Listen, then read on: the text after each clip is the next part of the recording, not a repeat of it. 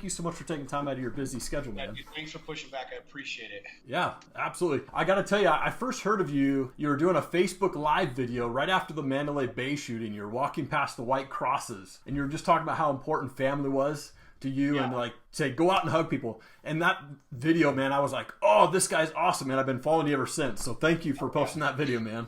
Dude, it's social media is a trip, man. The way that it's connected people and allowed people to just create, just straight up connections. It's really, really, really, like, it's fascinating to me. Yeah, absolutely. I've read your book several times. You were a self-made millionaire in your mid-20s. The goal was to retire by your 30s. For those who don't know your story, how'd that go, man? How'd you get to that level, and where are you at today? Well, it went really good.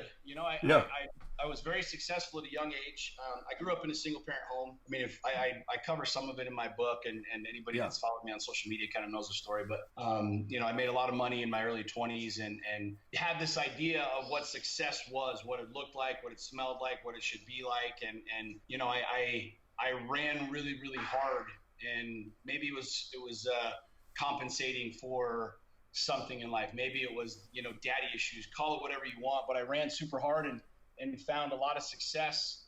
And I found that I did it for the wrong reasons. I did it because it was ego-based. It was pride-driven. It was, look at my cars and my houses and my boats, and this is look how successful I am.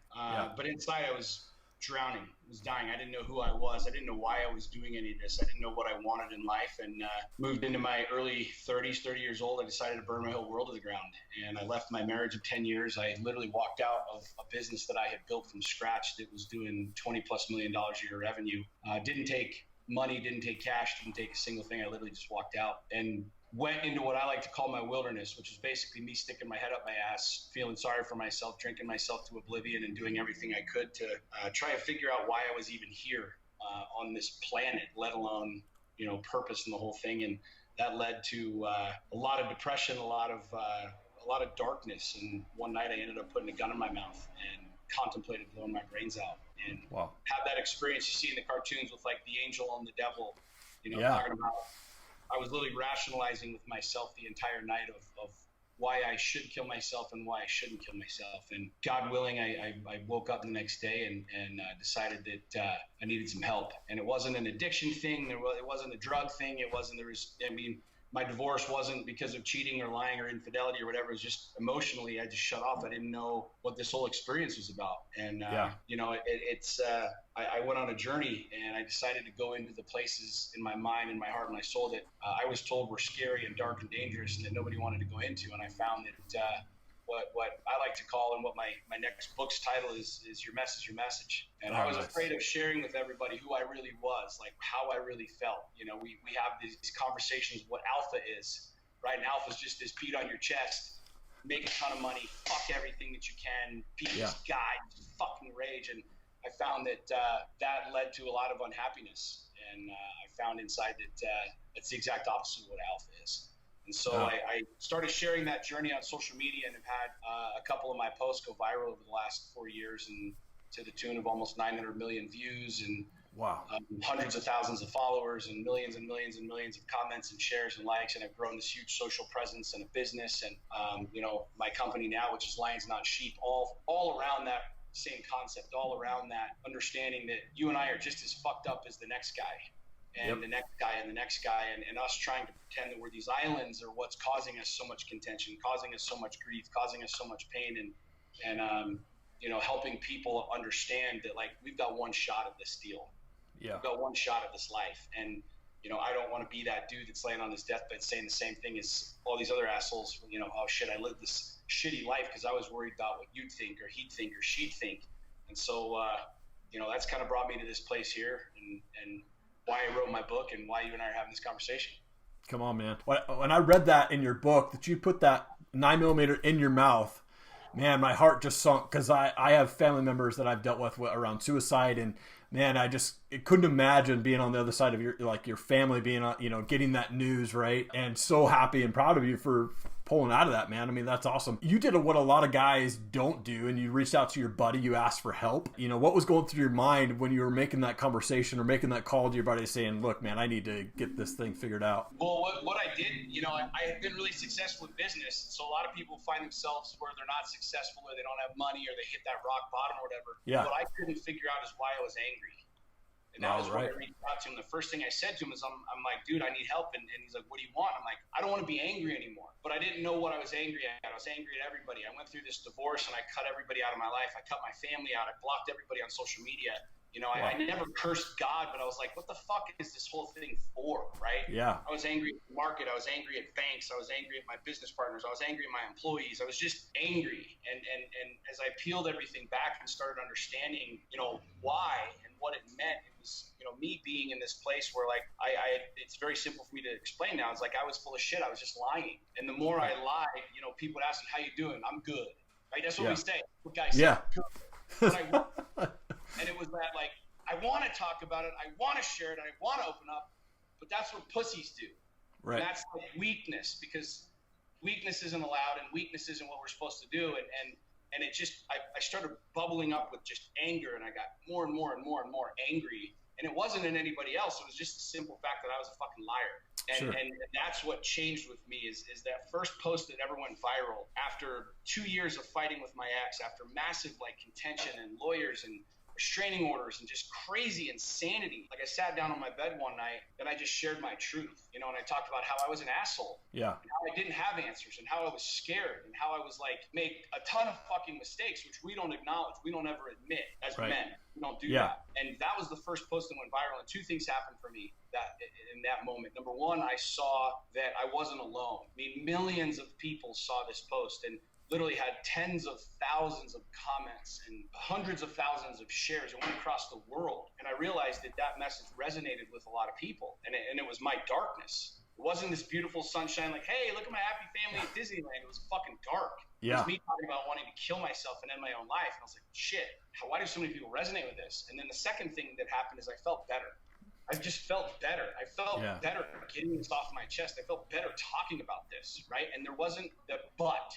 Right? My whole life I was like, well, I was an asshole to her and I said this, but it was because she did. Or I did this, but it was because. It was the first time I was like, no, I was just a dick. Yeah. I was just an asshole. Yeah. I said mean shit. I did mean shit. And it's because I was scared. It's because I didn't have any answers. It's because I didn't know what to do. And I felt liberated almost.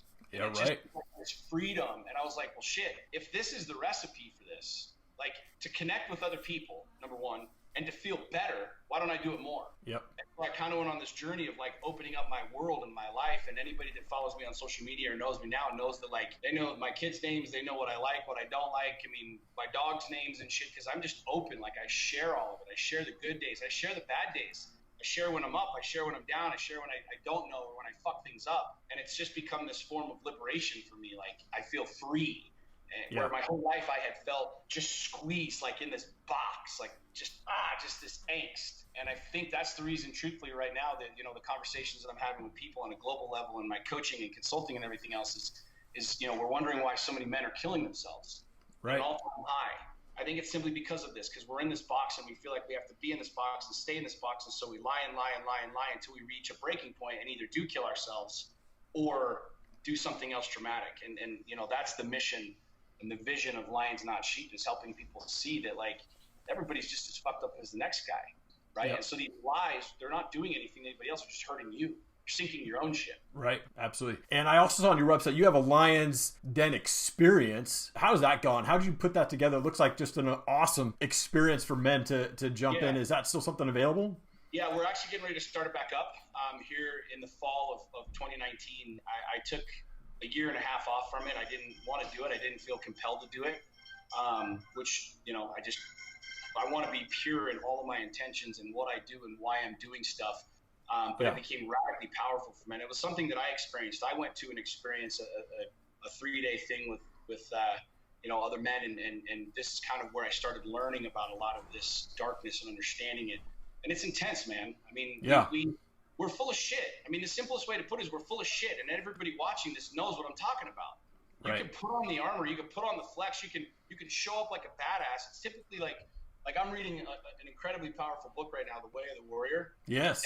And it's changed me because in a lot of ways, because I like studying Sun Tzu and history. And if you look at like the old samurais, you look at the old warriors, you look at those guys, they were not the loudest. They weren't the dudes that came into the room like, what's up, bitches? They didn't push people around. They weren't bullies. They weren't, trying to intimidate other people. They were the quiet ones. They won the war up here. I mean, Sun Tzu talks about how, the victorious warrior wins first and then he goes to battle. Yes. Where the defeated ones go to battle and then try and figure out how to win. And I started understanding that, and I started realizing that, like, I can win these battles in here first, and then I can beat anybody. I can beat anything. You look at, like, MMA, right? Yeah. Conor McGregor, whether you like him or you hate him, has a mental game that's unmatched by anyone else ever to fight in the game, ever. I agree. Yes. I mean, his mental game is far superior to anybody else. Has he lost? Sure. We've all fucking lost. I mean, you know what I'm saying? But at the same time, it's just that understanding that, like, most men, they run from fear. They run from that darkness. We hide it. We lock it away. We don't talk about it. And, like, one of the first things that we do in the Lions Not Sheep experience, just to give you, like, a little insight, is we fight. Yes. And some of these men have never been in physical combat, never had physical confrontation. And I don't care who you are. I mean, you study fighting, and like MMA, top-rated MMA, the whole thing. Like, I've had 5 professional MMA fights. Come on. Like, I know what it's like. And you look at, like, Mike Tyson, right? You watch his documentary, and Mike Tyson talked about how before his fights he would become physically ill. He was so fucking scared. This was the most feared man on the planet. He'd be throwing up in the back. Yeah. I mean, that's real talk from that dude. And the reason that we do that is simply because it's terrifying to fight. It's terrifying to war. It's terrifying to do these things. But what I have found in training with, special forces, military members, Army Rangers, Navy SEALs, going into physical combat, training with dudes in the UFC, is the more you go into the deep end of the pool, the more comfortable you become in it. Yep, The more absolutely. you go into that deep end, the more you face scary situations, the more comfortable you become in scary situations. And most men run from it. And so one of the things that the Lions on Sheep experience does is it rips dudes open to, like, terrifying situations quickly. And when you step back from that and go, okay, I survived, I lived. When you look at everything else in life, from family and children and work, everything seems small now. It seems manageable and accomplishable, right? It's kind of like I like to teach people and share about being in the eye of the hurricane. Life is like the hurricane. You get up and shit's coming at you, and it's chaos. And this kid pukes and he's sick, and your wife's mad, and this and that, and then the boss is a fucking asshole, and somebody cuts you off on the freeway. And next thing you know, you want to fucking murder everybody, right? What I'm all about is, how do I find my and that doesn't do any good, right? Murdering people, punching a motherfucker on the freeway, screaming at your woman, whatever, doesn't make you more money, doesn't get you where you want to go. So the question is, what do we have to do to get ourselves into the eye of the hurricane and find that peace, that calmness, so that we can refocus our shit to win the battle, to win the war? And that's where I never was there in my life. I just played in that chaotic role and never understood that. And so now my entire philosophy with Lions Not Sheep is, if you look at a lion, most of the time they're just laying out and fucking on the grass, just chilling. Yeah. Nobody fucks with them. Nobody can fuck with them. When they get hungry, they go hunt, they eat. But the rest of the time, they're just meandering around, chilling, doing their thing. Like, they're in control, right? Yep. It's not just savage. It's murdering everybody and killing everybody and whatever. Like, let the hyenas do their thing over there. Let the giraffes do their thing over there. Let the rhinos go do their thing over here. I'm just going to be here chilling. And when I get hungry, I'll go kill something. I'll eat. When I'm thirsty, I'll go get a drink. When I want to fuck, I'll go fuck. I'll go do my thing. And that's my philosophy and my mentality now. And that's why the Lions of Sheep has been very powerful for, a lot of men, is it helps them face really scary shit. And when you step back after the experience, you realize most everything else is pretty simple compared to that reality. Absolutely. One of the things I loved in your book, and maybe if you could go on a little bit deeper, but at the very beginning of your book, you dedicated it to your mom, who was your hero. How did she influence you, man, and to make you the guy that you are today? Ma! I think she walked in. Ma! Where are you? Come here. We need to introduce you to the world. We're talking about you. My mom, I watched my mom as a single mom, as a young kid. My parents split up, and it was a nasty divorce. My dad was a total dick, and it was just a bad situation and really toxic. And I watched my mom be valiant. I watched my mom. I remember passing her room multiple times, and she was on her knees praying and looking for guidance. And she would always say the same thing, like, remember who you are. Remember who you are. Ma, come here. Come say hi to the world. This is Ma. This is Ma Whalen. What do you want to ask Hello. Ma Whalen since we got it right here? Oh man, you've raised an awesome son, that's for sure. Thank you. I just asked him because he mentions you in the book as you're his hero, and I was asking him how much influence did he have, did you have on him and where he's at today, and that's such a cool explanation that he has, a definition. So I just want to say thank you to you, because that's awesome that you got through that. My parents were divorced. I saw crazy abuse, not from my own father, but from my mom's boyfriend, and emotionally, physically, all of that stuff, and thank you for getting through that. That's awesome. Well, you're welcome. You're welcome. And he's my hero now. Oh, how cool is that? She's gonna cry. The influence that he has on the world, the people that he surrounds himself, and his strength and his growth benefiting the world is just breathtaking to me, and it was worth everything. Awesome. Well, very proud of you for getting through that. That is amazing. A lot of women give up, so thank you for keep fighting through that. You're very welcome. Thanks, Mom. Love you. There you go. There's Mom Whalen. Man, that's awesome. That's awesome. I love in your book, you talk about the core four, which, by the way, just being fully transparent, when I first read your book here, I did the exact thing that you say in the back. 99% of the people are going to read this book and do absolutely nothing. And I reread this book, and now I'm on fire. Like, I'm ready for the core four, man. I started working out. I started eating healthier. I started mentally doing things in the morning, a daily routine. How did you come up with this core four, man? Because it is life-changing. It really is, man. And it's like my first coach and mentor shared it with me. And as I started looking into it and studying it, it goes back to like Stephen Covey 30 years ago, coming up with like the pillars. And it's not a new thing. It's just everybody's kind of adapted it to their own deal. My coach's coach was he talked about, faith, family, fitness, and finances. And then, my coach adapted it to body balance, being in business. And then I saw it and I learned it and I kind of tweaked it into power, passion, purpose, and production. And people have come through the Lions Leadership experience and morphed it into their own thing, like what vibes with them. And I think it's a beautiful reality. It's understanding that we can create a system and a structure. And I think that's what most people lack. It's what I lacked, right?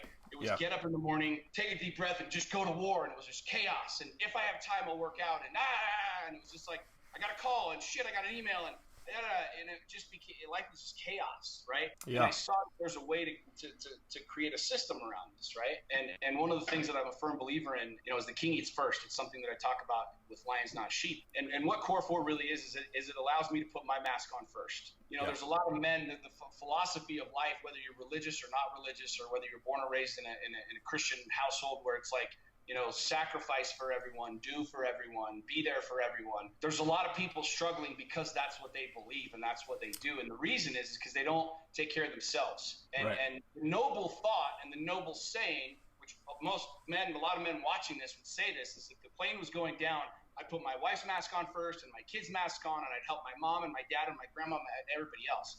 Well, the truth of the matter is, if the plane's going down, in its very simplest form, this is life and death, real shit, not figuratively speaking. If the plane's going down, there's no air. And so that ideology means all of you die. Because if you can't breathe, they can't breathe. If they can't breathe, you can't breathe. Yep. So I stepped back and I realized that Core 4 is literally my mask. And that's why I'm so ruthlessly committed to it, and why it's grown so much with literally, we've almost 150,000 copies of my book sold organically. I don't have a publisher. I don't have a marketing team. I haven't spent any money pushing this thing out there. It's grown organically because people see shit. If I don't put myself first, and this is completely contrary to how most of us were raised. Sure. If I don't put myself first, then everybody dies, right? Yeah. And there's a lot of nobility from men saying, well, I do it for my family. I sacrifice for my family. And really what they're saying is like, I'm too big of a pussy to take my own life in control. Because if you're saying, well, I work 20 hours a day and I grind and I hustle and I come home just tired and exhausted and I don't have time to be with my kids. I don't create that time. And I go to work and I hate my job, but I do it for them. It's like, what are you showing your kids for real? What are you really showing them? Right. You're showing them that life controls them. And at the end of the day, like, I realized that Core 4 has allowed me to create a structure where I can be in great shape. I can do my deal. I can build my business. And I don't, if I have time, date my woman. If I have time, go play with my kids. When I have time, like, no, it's prior to 9 a.m. in the morning, from the time I wake up at 5:30, 6 o'clock, whatever time I get up, until 9. I mean, if Jesus showed up on my doorstep and was like, hey, man, let's have some coffee, I'm like, I'll meet with you at 9. because that time is so dedicated to me. I'm so fucking ruthlessly committed to that, because I realize if I don't have my mask on throughout that day, when my kids call, when my ex-wife calls, when something happens, when a client, when this and that, I'm fucked. Yeah. And I can't be in a place of power and certainty. And so Core 4 literally is the map that allows you to get significant results in your body, in your mind, in your family, in your relationships, and most notably your business. Because a lot of people think that it's just this, we work until we're 60, 65, and then I'll sit back, and then I'll be able to have fun, and then I'll spend time with my kids. Well, the reality is your kids are already grown and gone by then. What are you going to teach them? What are you going to show them? And so this is a hard concept for a lot of people, because a lot of people are in that mindset. A lot of these watching this probably like, yeah, it's easy for you to say because of no, fuck that, man. Like, there's no silver spoon near my mouth. Like, I chose this. Yep. And that's what it boils down to, is you have to fucking step back and choose, what type of life do I want to live? Do I want to be in my kids' games? If I do, then what do I have to do to do that? But most people we just run like sheep. We just are part of this conveyor belt, just getting pushed through life. And we never stop and say, okay, what the fuck do I really want? Like, what do I really want to do? And that's what How to Make Shit Happen is showing people, is it's literally the step-by-step process of how to build these maps, right? If you say I want to go to the beach and you just get in your car and start driving, you might get to the beach eventually, but it might take you a fucking year. But you get to Canada, and then, oh shit, I ended up at the North Pole. I was trying to get to Mexico. Well, if you want to go to Mexico, just pull out the fucking map and follow the road to Mexico. That's what my book is if you want to have a good relationship with your lover, with your kids, and you know that's the end game, then here's how you build that. Like, this is the map. If you want to make money, how much money? Okay, $1 million a year. Great. Here's the map of how to get there. And just like you said, most people will read my book and go, well, it sounds great, but you don't know my story. Here's my story. Here's my story. And it's like, dude, fuck off. Like, we all have a story. We all have shit. We all have fears and resentment and anxiety and jobs. Like, people say that to me all the time. Well, it's easy for you to say, but some of us have bills. Like, nobody's giving me free cigars. Like, AT&T doesn't give me my phone and go, yeah, man, you're cool. Here's a free shit. I don't go to the store and get bottles of water, and they're like, here, take it all for free. I got bills. I got lights. I got power. I got a car. I got gas. I got kids. I got child support. I'm going at 1 o'clock today. My daughter's getting her fucking wisdom teeth out. It's 1,500 bones. Like, I mean, I have got life like everybody else has life. I just reached that point where I was like, why the fuck am I doing this? Am I doing this for my mom and for my friends and my family? Am I doing this for the watch and everybody can go, oh, look, he's successful? Or am I doing what I want to fucking do? And that's what Core 4 is. That's what How to Make Shit Happen does for people, is it's a slap in the face. It's like, look, if you're fat, you're fucking fat. I'm not going to beat around the bush, bro. Like, if you're broke, there's no nobility. I mean, I say that right in the very first part of the chapter on money. Absolutely. No nobility in being broke. I know that offends a lot of people and it triggers you, but there's none. You can't fucking, like, take your kid anywhere you want to take him and do whatever you want to do. There's no nobility in that. Everybody's like, oh, I want to go teach people about Jesus. I want to travel the world and talk about God. How the fuck are you going to get to Africa to go do that if you can't afford the plane ticket? I'm not trying to be an asshole. What I'm trying to help people understand is, like, nobody's coming to save you. Like, nobody's coming to give it to you. Nobody's going to make you get in shape. Nobody's just going to roll out the fucking red carpet and magical checks show up in your mailbox. So if you want success, if you want to do certain things, don't just fucking throw the spaghetti up against the wall and hope that it sticks. Don't just jump in your car and start driving. Get a fucking map out and then actually get there. That's what Core 4 is. That's what my book does. Come on, man. That's awesome. I'll be 40 this year, and I've set a goal. Like, I mean, on my walls here, I've got vision for business, vision for life. I've got goals. I write them down. I read them every single day. I've got this, things that I read through. I've set the money amount that I want to be at. My goal is to be a full-time entrepreneur by the age of 45 at the latest. I'm up every single day, 6 days a week at 4 a.m., getting things done. The problem is I've had issues with time management myself, right? So I get up at 4 a.m., I try to get things done, and productivity hasn't really made the monetary where I could just jump to full-time, right? And that's me. Like, I love this conversation with you because it's fired me up, man, to be like, screw this, man. I'm ready to, like, go do this full time and make sure that my kids are provided for. I missed 2 of my kids' baseball games this year for the first time ever. And I was so pissed. And I have a great job that pays bills and, keeps my wife home. But I was so mad that I missed those games. And I was like, gosh dang it, man, if I was just had full-time, money coming in and I was dedicated to it. And so when I reread your book, man, it fired me up. I'm so like on fire right now, dude. So thank you so much, man. You're welcome. And here's something to think about. And this is like something that I teach. And this is what I did this. Yeah. Like, this is not theory. I did right. this. I went from a gun in my mouth from a millionaire to the bottom of the fucking barrel. And this is literally what I did. I did this. Like, this isn't a theory. This isn't, well, I read it in a book. This is literally my blueprint. This is how I went. And I'm not the shining star. I'm not the perfect example. I don't have the most money, but I have the life that I want. Right. And what most people don't understand is that we create these vision boards. And it's funny to me, every December, it's kind of the same thing. And you've probably heard me talk about this. People create these vision boards, and I'm going to do all these things. I'm going to be all these things. They put, pictures on the refrigerator of somebody who's ripped and in shape, and I'm going to do that, and I'm going to be ripped, and I'm going to, whatever. But they don't have a plan to do that. And like, I saw this guy at the end of last year where he posted this picture of a Lamborghini. He's like, I'm going to buy this Lamborghini. And I'm like, that's dope, dude. Like, how are you going to do it? And his response was, I'm going to hustle and I'm going to grind. And I'm like, cool, man. So I literally clicked on his Facebook profile, and every other post was a repost of something I said, or Andy Frisella said, or Gary Vaynerchuk said about hustle, grind. I'm like, well, it looks like you're already doing that. So how exactly are you going to buy this car? And his response back to me, I'll never forget it as long as I live. His response back was, why do you have to be a dick, bro? and really what's interesting is nobody had questioned him. Nobody had asked him, when he posts that, what do all his homies say? Hell yeah, man. Fuck yeah, man. Go get it. Go get it, bro. Go get it, bro. Right. And this is why my clients are successful. This is why I've built this life, why I can go race the Baja 1000 and the Baja 500 whenever the fuck I want with my son. Is because I realized something a few years ago. Like, the guy who gets the Lamborghini does something radically different than the guy who just throws it up on his vision board. The guy who gets the Lamborghini or the $1 million a year or becomes the full-time entrepreneur says, okay, I want to buy the Lamborghini in June. Here's incentive. So I have 6 months, which means I need to make $400,000 to buy this car. It means I need to make this much per quarter, this much per month, this much per week, and this much per day. And what I talk about in my book is what most people focus on is that ripped body. They focus on the Lamborghini and the 400 grand.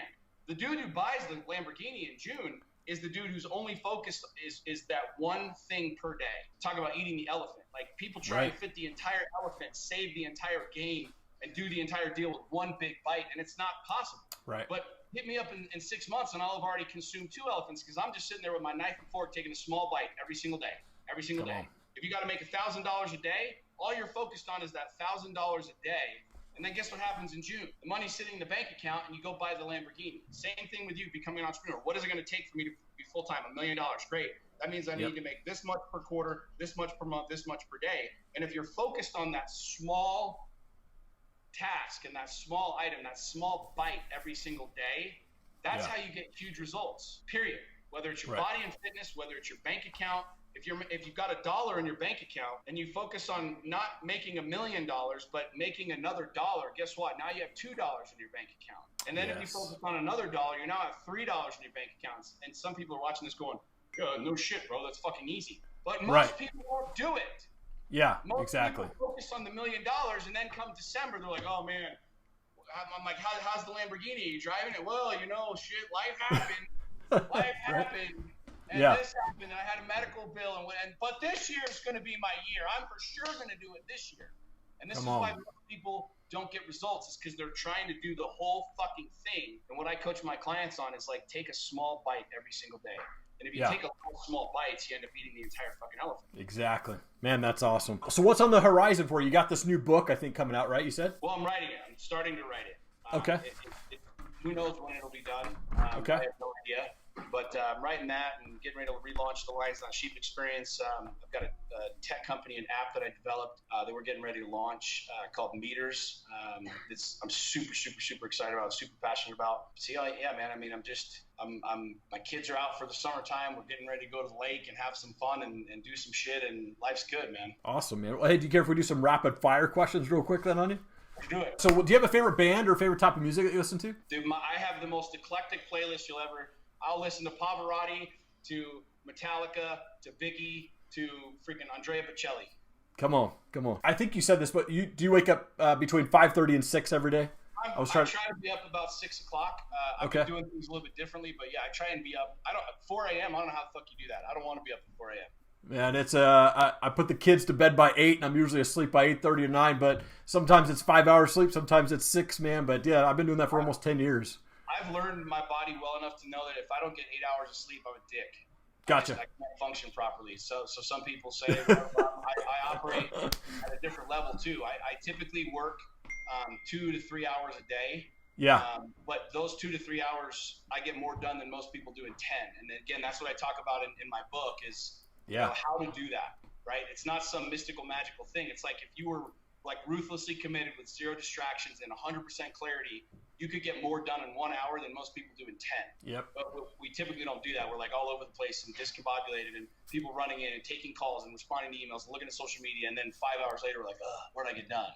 You know what I mean? Totally. Ed Milet talks about cold showers. Do you take part in the whole cold shower thing? Yeah. I actually bought a big tub. I think Wim Hof is a genius. It's really cool. I've done the ice bath thing, and I try and finish up all my showers with. I don't do 5 minutes. So you don't need 5 minutes, but I'll do 60, 90 seconds of just ice cold water. It shocks your system, that's for sure. Awesome. Ice baths are really good though, man. They're really good for your body. I not only your mind, but they're great for your body too. 75 hard's doing like what Andy Frasilla's physical challenge is. Yes. I mean, I was texting him this morning and we were talking, and that is, in my personal opinion, it's kind of becoming a new benchmark for me. Yeah. I think everybody should do 75 hard because it is without question. I've had 5 MMA fights, I've done 2 Ironmans, and it's the hardest thing I've ever done in my entire life, is 75 hard. Dude, I'm not kidding. It is the hardest thing I've ever done. I've trained Court McGee, who's a UFC freaking legend, is one of my dear friends, and he trained me for my fights. Like, there's nobody that grinds harder and works harder than him or Josh Berkman, and those 2 dudes trained at the gym that I trained at. And so the level of training that we did, fight training, was unmatched by anybody in the game. But I can tell you that without question, 75 hard is the hardest thing I have ever done in my entire life. Does it take money to make money? It takes smarts and it takes savvy to make money. One of my favorite quotes is, it doesn't matter how many resources you have, it matters how resourceful you are. There's a ton of people that don't have 2 fucking nickels to rub together that will become multi-millionaires simply because they are resourceful. They don't worry about the resources that they have. If I lost every single thing today, if I lost every dime, everything that I had, in 6 months I'd have it all back. Come on. That's awesome, man. You talk about baseball fan. Who's your favorite baseball player? Don Mattingly. Oh, gosh, Don man. Mattingly. Yeah, I miss that guy. I grew up as a Yankees fan, man. I grew up, my mom's from New York City. Jeter's great. He's over here yelling Jeter. I love Jeter. I mean, Jeter, the captain was great, but I grew up, there's so many legends from the Yankees, but I'm a real Yankees fan. I got pictures of me at 3 years old in front of Yankee Stadium, so I'm a Yankees guy. But Jeter, awesome. I love Mattingly, man. I love the way he played the game. I love his big ass mustache and Cal Ripken. I had a Cal Ripken poster on my wall my entire youth growing up. He was my hero. I met him, and he was just that. He was like Jeter, right? But Cal Ripken, Mattingly's at the top of the list. Who's the successful person that you follow? You've talked about Andy Frisella, you've talked about Ed Milet. Is there somebody that you're just like I'm going to copy that guy or do, make a twist on my own thing, but love following a successful guy or girl? Yeah. Another quote, and these aren't just things that just throw out. Something that I firmly believe in and that I live. The greatest leaders have mastered the art of following. Yes. Andy Frisella is the one who came up with 75 hard, and that's literally the text that I sent him this morning. I'm like, bro, this changed my life, and I was sharing some personal shit with him. But there are some really, really, really powerful people out there, and I truly, firmly believe that one of the things that helped change my life the most is acknowledging following. There's like, if you think about it, like a lion learns how to roar from another lion. You don't just pop out and you're fucking a killer and whatever. You learn how to hunt from another lion. And so I think a lot of men have a stigma around following another man, having a mentor, having a coach, listening to somebody, because you got to kind of sit back for a second. And I went out to dinner 2 weeks ago. I was sitting at the dinner table with Ed Milet, Lewis Howes, with Pedro who's got 800 gyms. Yes. Kent Clothier, with Steve Weatherford, who played for the Giants and won a Super Bowl. And I probably talked the least out of every one of them because I wanted to listen. I wanted to hear. I wanted to learn. I mean, these are dudes that make way more money than I make, that have had way more success than I've had in their own right. I've had a lot of success that they haven't had. You know what I mean? Sure.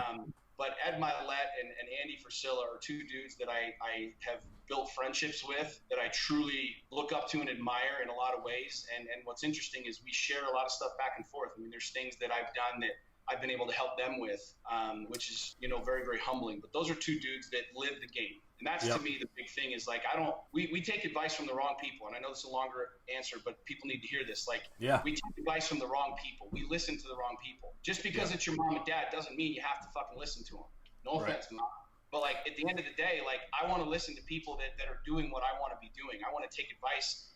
Don't talk to me about how to grow a social media profile and following if you got 30 friends, right? Right. But, if you're going to talk about making money and being in the hustle and being in the grind and building a business and being a good father and these things, I want to learn from people that are doing it. And Ed and Andy are two at the top of the list because they're living it, and I know them, and they're good men. They're solid men.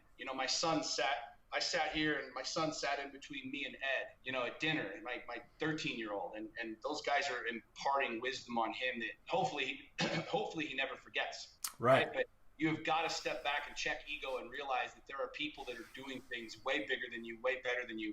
And if you shirk that and you're like kind of push that off, that's the wrong game, man. If you step back as a man and you like humble yourself enough to listen and to learn and to allow someone to teach you, bro, you'll become infinitely more powerful. Man, that's awesome. Sean, I also want to give you an opportunity to just give shout outs to anybody that you'd like on the video, man. I'm honored, man. I'm like full blown. I can't believe we just had this conversation because this was like by far the best show I've ever done. So thank you for your time, man. You're welcome. No, thank you, man. No, I mean, everybody out there hustling, man. Everybody out there in the game. Like, I mean, you putting this on, I mean, the fact that it's scary to put a podcast out there. It's scary to talk to people. It's scary to reach out and be vulnerable like that. So, I mean, shout out to you for putting this together, for wanting to further the conversation. I think that's the thing that's the most beautiful is anybody who's willing to talk about real shit, anybody that's willing to be vulnerable, anybody that's willing to step up to the plate and say, I don't know, I need help, show me the way. That to me is the sign of power. That's the sign of masculinity. That's the sign of an alpha, is somebody who's willing to learn. So anybody listening to this that's dealing with some shit that's in that space where, fuck the world, I hate everybody, everybody's lucky, I'm not lucky. Understand, man, that every single mogul that we study, that we look at from history, read their books. They all say the same thing at their end of their book. All of them. Carnegie's, the Rockefellers, Steve Jobs, Steve Covey, anybody that's like created a dent in the universe that we look at, that we try to emulate, whether it's business or life or whatever, they all say the same thing at the end of the book.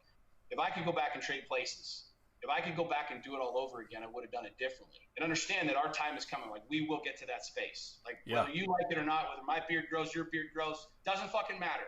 We're both going to end up in that spot where we're old-ass men. And at that point in the game, we don't have an option. You don't have an option to make love to your woman. You don't have an option to freaking take that vacation. You don't have an option to buy that race truck. You don't have an option to build that business. The game's over. And understand that, like, if you're watching this right now, you literally can get off this call, this podcast, this recording, and go do whatever the fuck you want. Yep. Like, literally, you have the ability, the freedom, the bandwidth to be able to do anything that you want. And that's not some hokey pokey, airy fairy fucking hippie shit. That's real talk. You have the ability, like, to go lift something heavy. You have the ability to start a business. You have the ability to make that phone call, to send that text message, to do that deal. And that's real talk. Black, white, gay, straight, rich, poor. That's an even playing field for every single human being on this earth. Exactly. And I encourage people to really think about that and understand that the fact that you're alive watching this today is a fucking gift. You and I won the lottery. We woke up this morning. There were a lot of people. I turned 40. I'm barely older than you are. I just turned 40 4 months ago. Okay. And at the end of the day, man, like, I'm alive today. And if you have no light in your life, if you've got no vision, if you've got nothing like that you're passionate about, understand that you're fucking alive. Right. And you put it down to the simplest form. You might say, well, my life sucks. You're fucking alive, bro, and you have a choice and an option to change that shit today. Go change that shit. Do the shit you want to do. Like, understand that your ticket's going to be punched. That day is coming. And I want to lay on my deathbed and be like, I'm good, man. I did it all. My kids know. I haven't held anything back. Like, I went all in on life, and that's the stuff that I'm passionate about every day. And every day that I wake up, I get an option. Every day that I wake up, I have a choice, and I've chosen to do the things that I want to do, and it's been the best decision I've ever made. So that would be my final bit of advice for people, is to just tell the fucking brutal truth, man. Be radically honest. Don't hide anymore. Don't lie anymore. Rip your shit open, and you'd be surprised what happens. Come on, man. By the way, I got to say, love the beard, dude. Bearded Brothers, love it, man. So, Sean, again, thank you so much. I got to keep it here. I can't do the Duck Dynasty thing. If it's a joint, keep it trimmed up. That's where I'm at. Yeah, absolutely, man. Well, Sean, thank you so much, man. This has been such an honor to talk to you, man. Thank you very much. Thank you so much for watching the show. Please subscribe to our channel. Would really appreciate that. If you could please give us a follow on Facebook, Instagram, and Twitter as well. And please check back. We're always bringing on awesome people for the Top Rated MMA show, and entrepreneurs, world changers, and success-minded people for the Bearded Biz show. Thanks so much. Have an awesome day.